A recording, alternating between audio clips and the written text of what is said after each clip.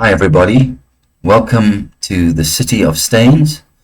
My name is Rob Acton. I'm the designer of this game, and the purpose of this and the videos that follow is to give you an idea of what the game is all about. Rather than put together the rulebook, I thought it'd be better, seeing as the game is complete on Tabletop Simulator. For any of you who want to dive in to the city and playtest to your heart's content, I will produce a series of videos to make it easier for you to do that. This is the first, and each video will deal with a different aspect of how the game works and how it plays. So I hope you enjoy the videos, and this will be the first of probably about 15 or 16 videos, starting with the basics of the game and proceeding to more detailed, complex aspects, because it can be a complex game and hopefully a deep experience when you play it. So what happens in the City of Stains? Well, this is a game about taking control of the hearts and minds of the people who live in this dark fantasy city. In the game, you will take the role of one of 6 factions.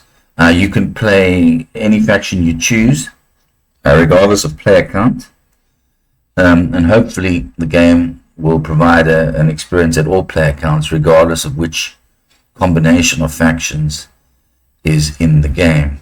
These 6 or fewer factions, depending on your player count, all take part in this struggle which forms the game.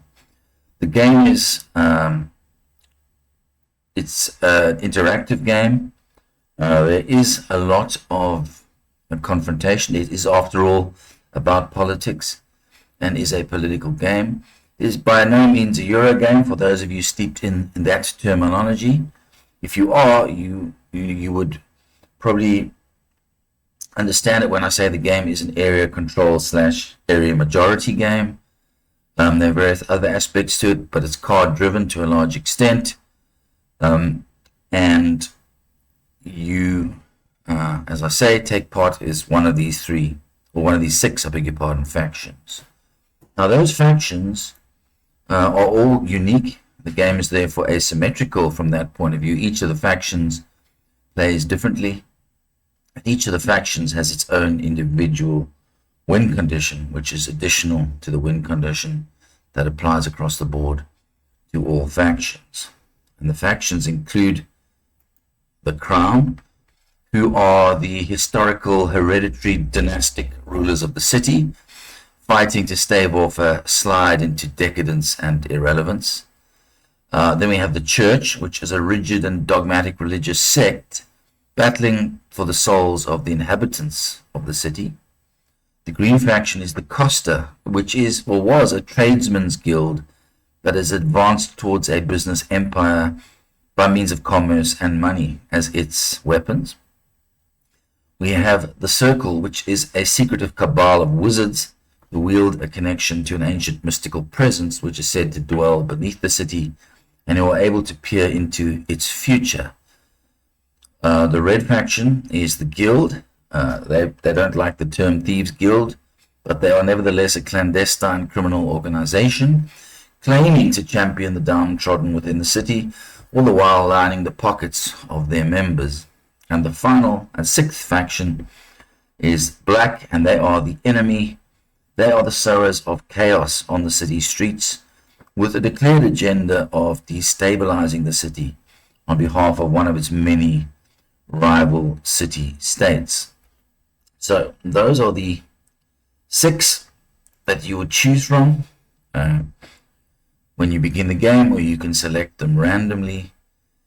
And when the game commences, you will be presented with a board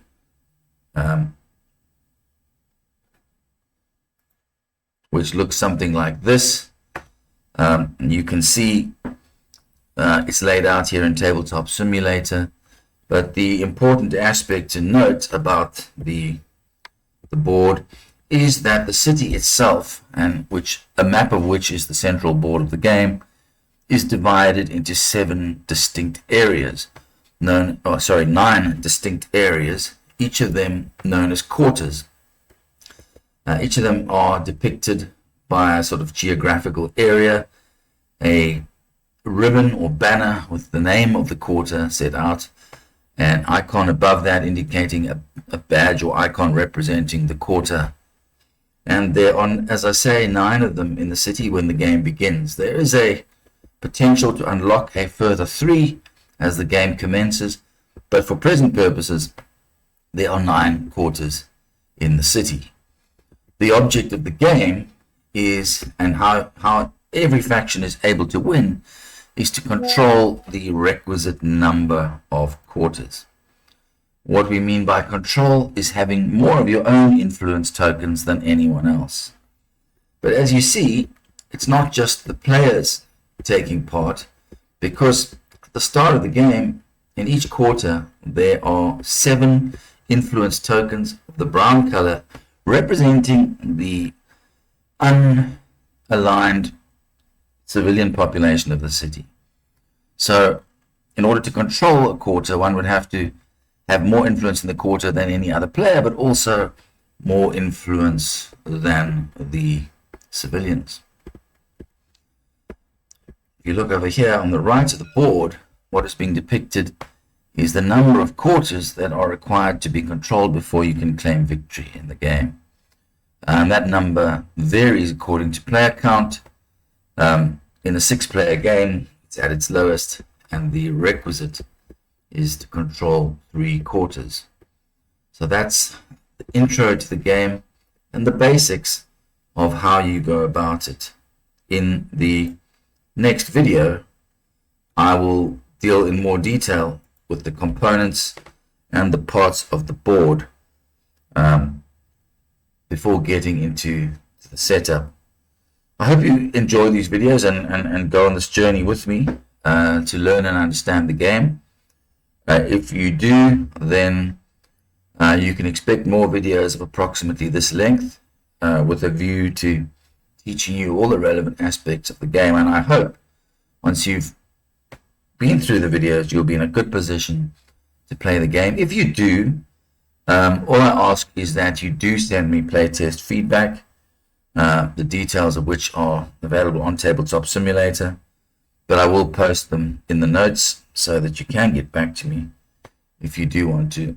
From my point of view, the purpose of this game is to take a game which I know quite well and offer it to a broader base on a digital format in order to get as much feedback as I can before taking it to the next level, which of course is physical printing. Well, that's all for the first video. Thank you for watching, and I hope to catch you on the next one. This is Rob Acton saying goodbye.